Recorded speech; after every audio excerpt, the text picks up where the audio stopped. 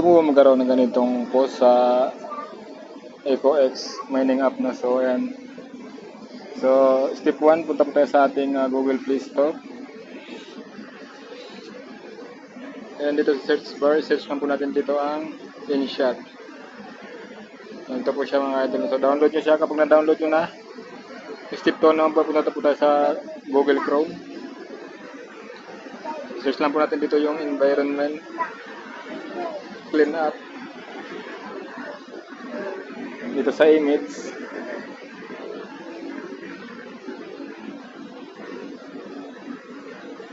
Ayan, so ito. Download lang po natin yan.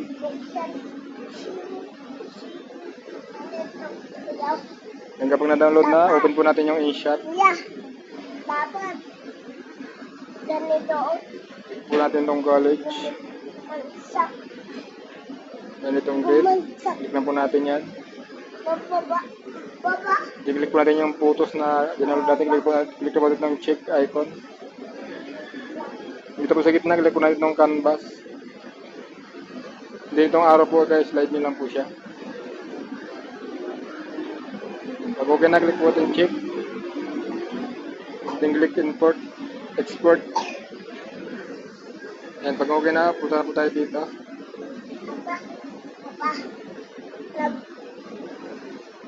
Click po natin itong community. Click po natin itong plus icon.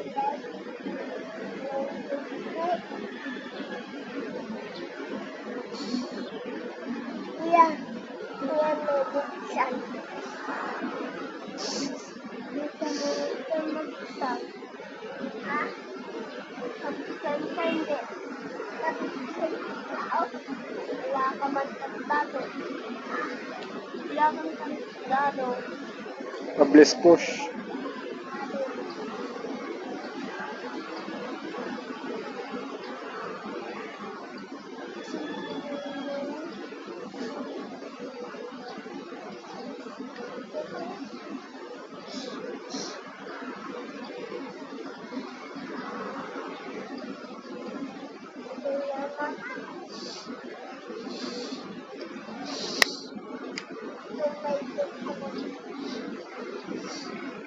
Lagay tayo ng 80 guys.